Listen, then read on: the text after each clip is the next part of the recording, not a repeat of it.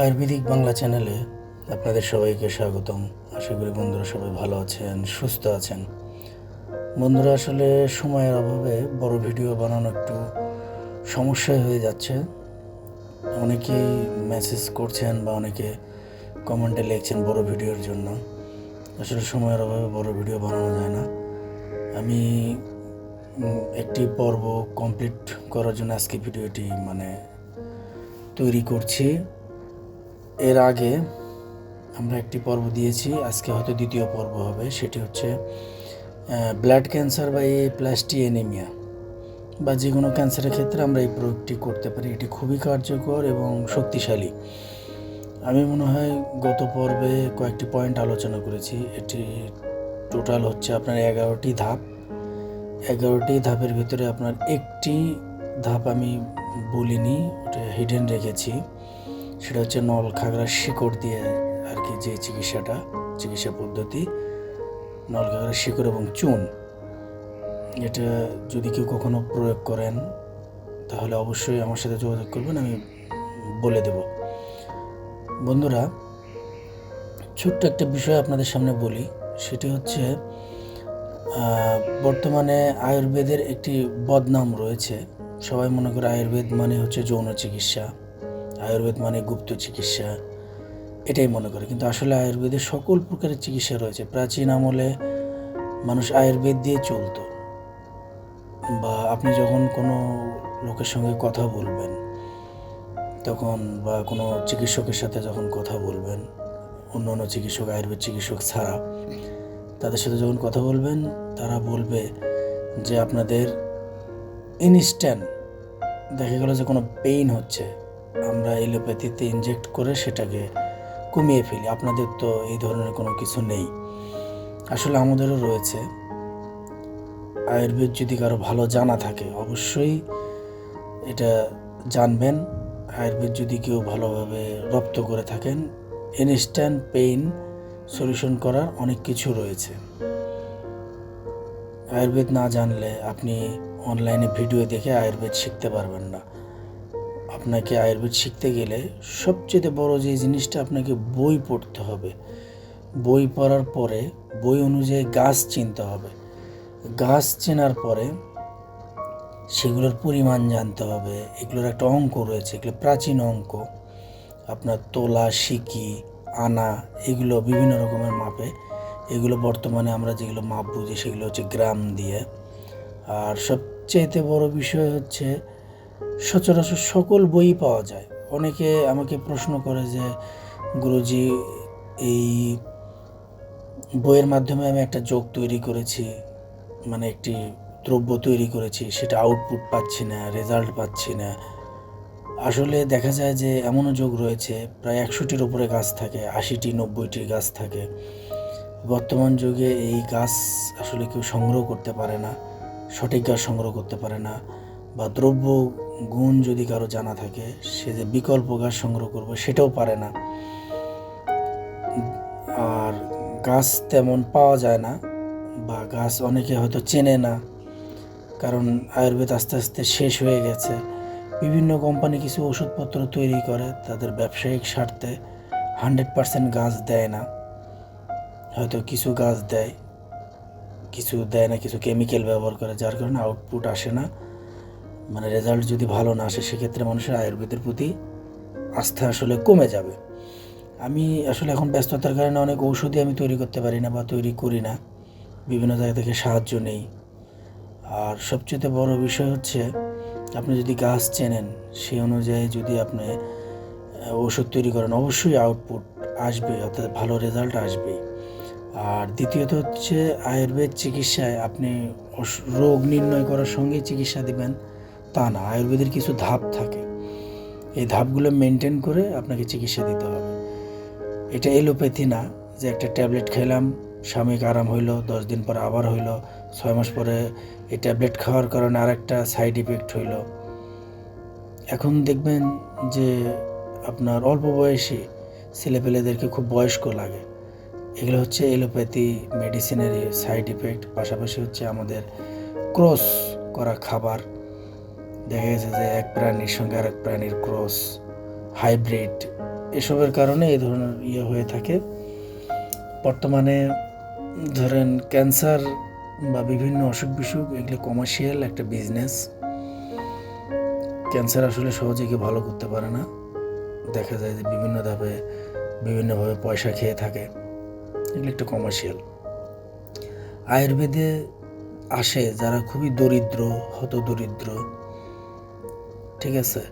মানুষ দেখবেন যে আয়ুর্বেদের চিকিৎসা নিতে আসলে দেখা যায় যে ওখানে সে টাকা থাকে না, কিন্তু অন্য জায়গায় ডাক্তারের টেস্টে 50,000 খরচ করবে।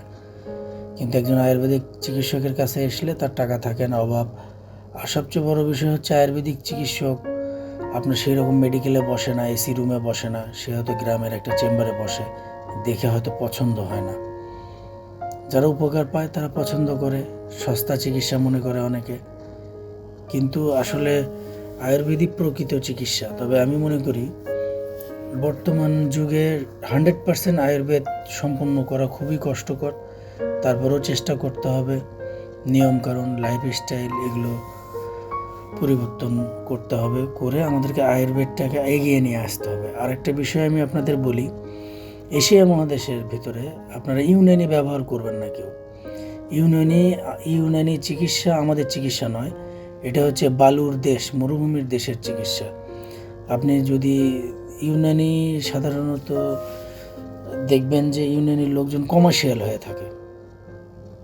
আপনি অনলাইনে বেশিরভাগ যেই অনলাইনে অ্যাডগুলো দেখবেন, এদের আয়ুর্বেদ সম্পর্কে কোনো নলেজ নাই।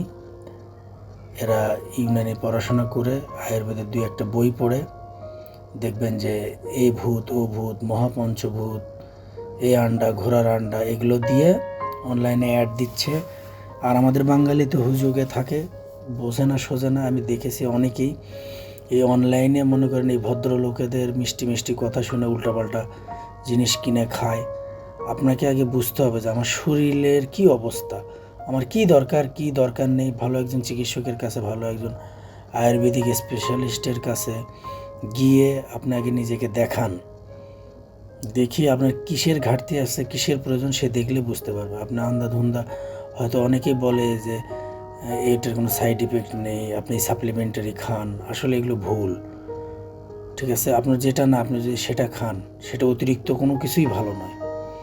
আপনি দেখবেন যে অনলাইনে হুজুগে অনেকে সজনা পাতা খাচ্ছে, সজনার ছাল খাচ্ছে, সজনার আঠা খাচ্ছে, ঠিক আছে।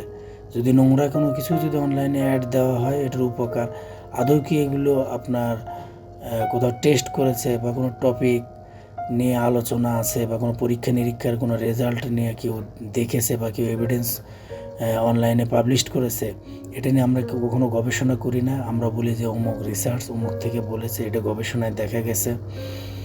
আসলে বন্ধুরা, আয়ুর্বেদ খুব সূক্ষ্ম একটা জিনিস। আপনি যখন ভালো একজন আয়ুর্বেদিক চিকিৎসকের কাছে যাবেন, তার সামনে গেলেই সে আপনাকে বিভিন্নভাবে পরীক্ষা করবে, কোনো মেশিন দিয়ে না। আপনার জিহ্বা দেখবে, চোখ দেখবে, কথা বলবে, আপনার লাইফস্টাইল শুনবে, আপনার পেশাব পায়খানা সম্পর্কে জিজ্ঞাসা করবে, আপনার নাড়ি পরীক্ষা করবে, করে সে বুঝতে পারবে যে আপনার কী সমস্যা, সে ততটুকুই আপনাকে দেওয়ার চেষ্টা করবে। আবার অনেকেই বলে যে এই যুগে আয়ুর্বেদিক ওষুধ কাজ করে না, ধীরে কাজ করে। একটা বিষয় হচ্ছে, আপনার রোগ যখন হয় হুট করে হয় না, ধীরে ধীরেই হয়, আর এটাকে ধীরে ধীরে নিরাময় করতে হয়। আয়ুর্বেদের যদি টাটকা গাছগাছালি দিয়ে যদি কেউ কোনো ওষুধ তৈরি করে, সেটা ইনস্ট্যান্ট কাজ করে এবং খুব দ্রুত কাজ করে, এটি আমার পরীক্ষিত। কিন্তু আমরা দেখা যায় যে আপনার যে পানসারি দোকানগুলো থেকে গাছগাছরা কিনে, এগুলো 2 বছর 3 বছর হয়ে গেছে, অনেক পুরাতন, হয়তো যে কালেকশন করতেছে সে হয়তো 3 মাস রেখে দিয়েছে, 4 মাসের মাথায় যে বিক্রি করছে, আবার এটা দোকানে পড়ে আছে অনেক দিন।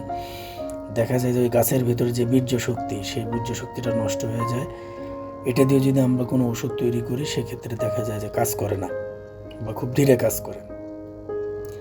আসলে উচিত 100% টাটকা গাছ দিয়ে এই ওষুধগুলো তৈরি করা। তাহলে গাছের পাওয়ার, এটা আমার মনে হয় এমন কেউ নেই যে জানে না।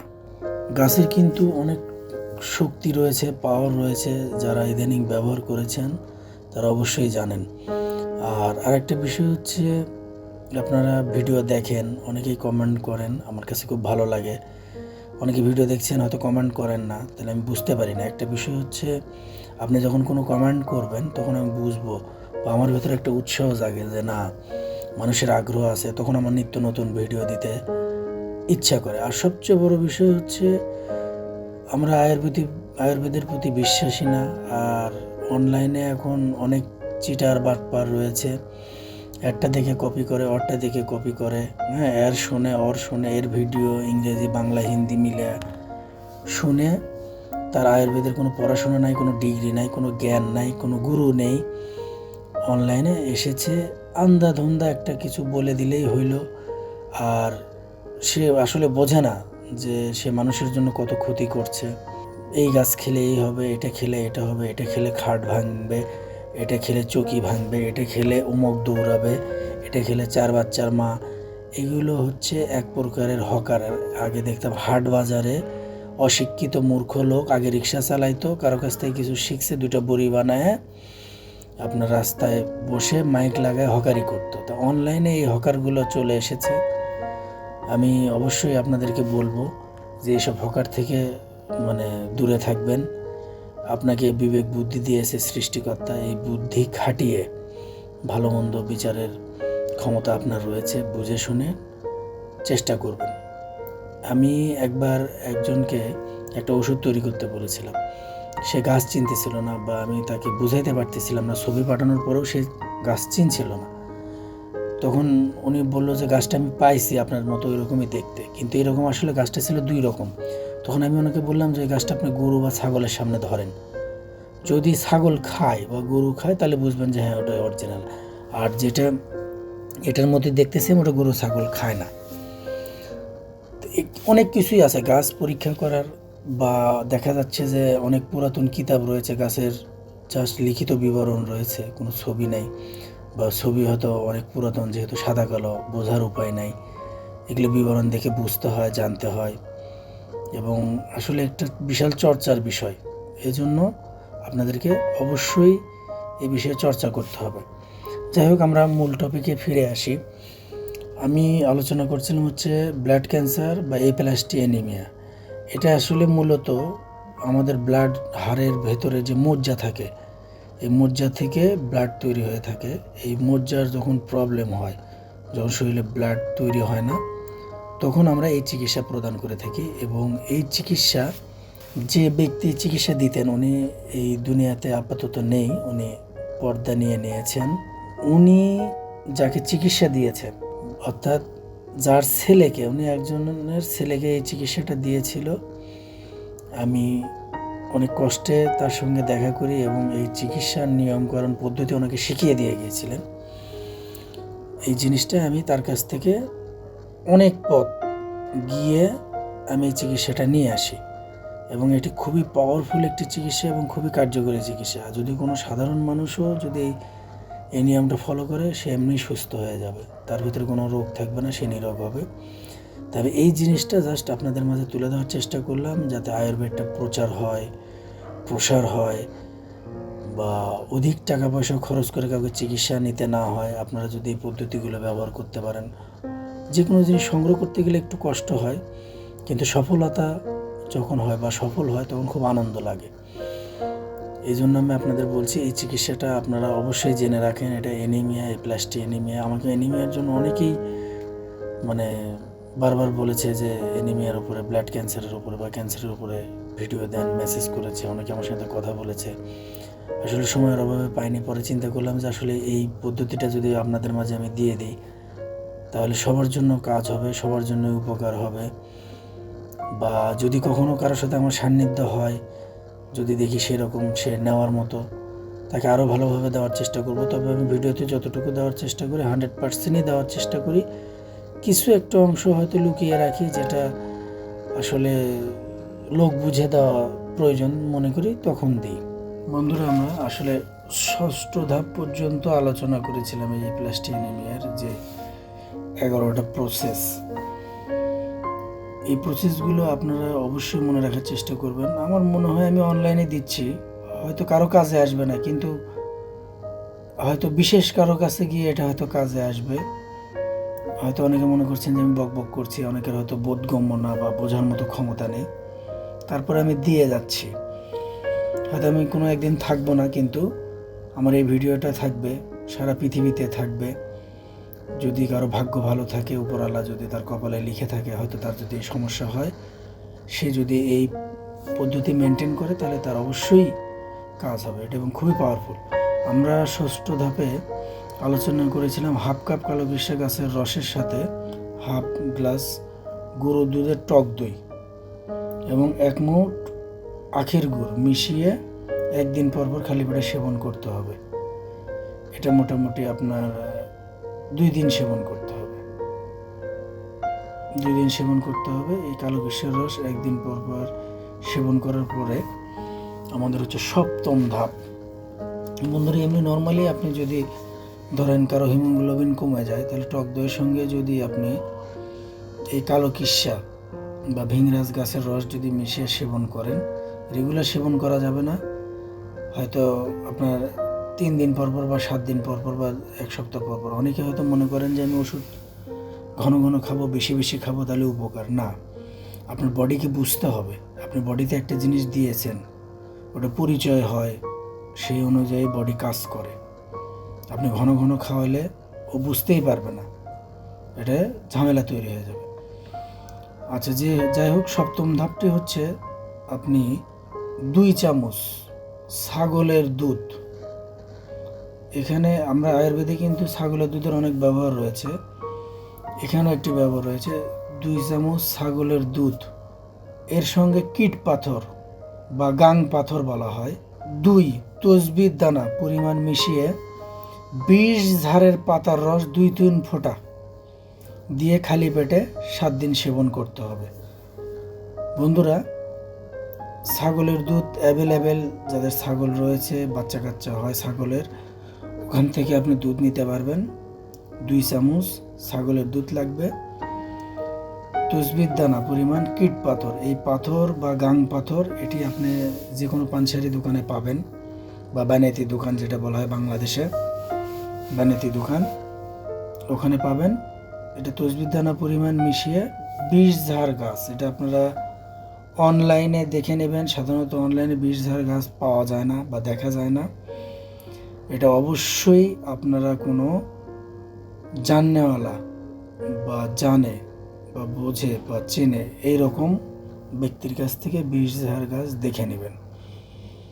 এই 20 ঝাড় গাছের 2-3 ফোঁটা রস দিয়ে খালি পেটে 7 দিন সেবন করতে হবে। এই জিনিসটা 7 দিন সেবন করতে হবে। এই 7 দিন সেবন করার পরে 8ম ধাপ, 7ম ধাপের যে আপনি 7 দিন সেবন করলেন, সেবন করার পরে 7 দিন পরের যে ধাপটা, এই ধাপগুলো মনে রাখবেন, ঠিক আছে?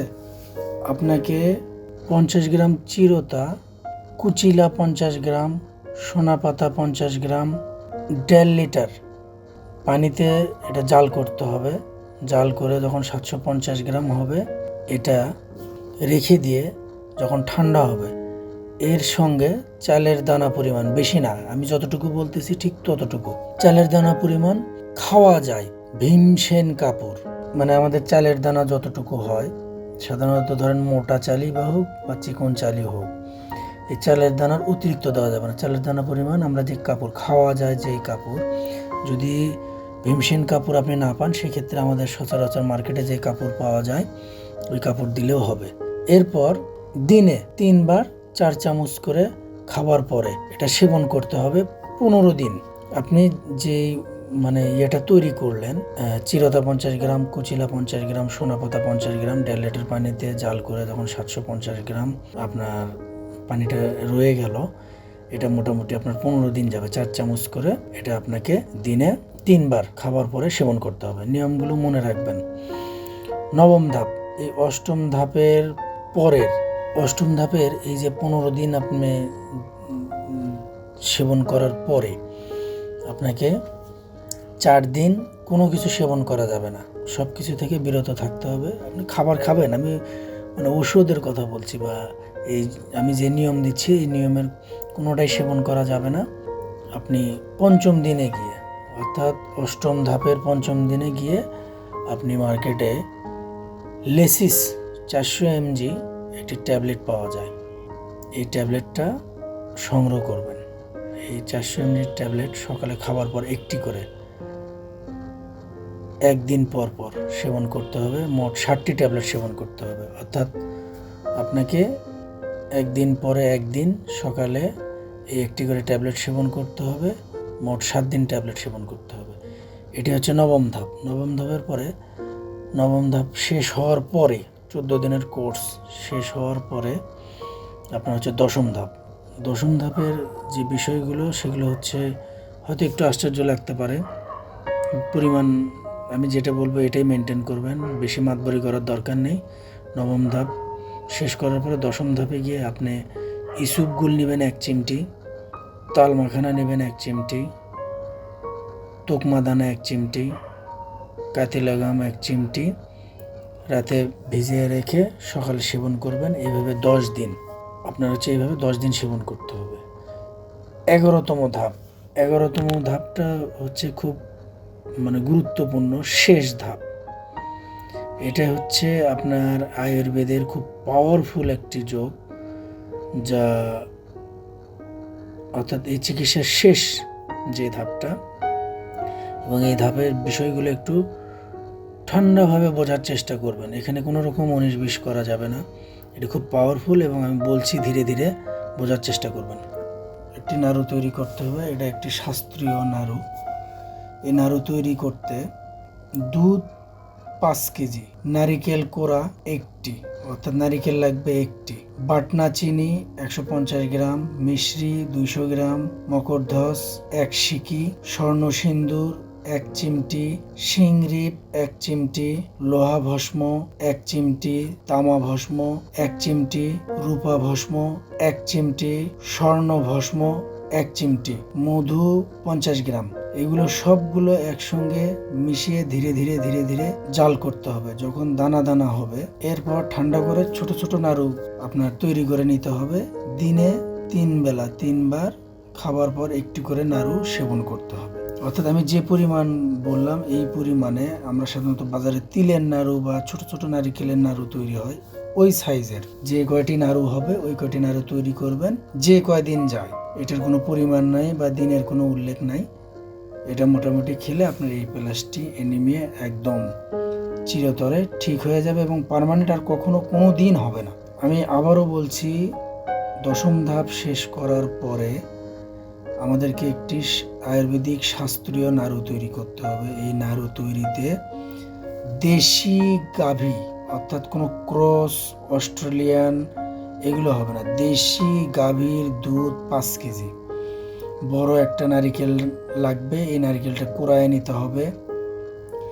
এর ভেতরে বাটনা চিনি দিবেন হচ্ছে 150 গ্রাম, মিশ্রি দিবেন 200 গ্রাম, মকরধ্বজ দিবেন 1 শিকি, স্বর্ণ সিন্দুর 1 চিমটি, শিংরিপ 1 চিমটি, লোহা ভস্ম 1 চিমটি, তামা ভস্ম 1 চিমটি, রূপা ভস্ম 1 চিমটি, স্বর্ণ ভস্ম 1 চিমটি, মধু 50 গ্রাম।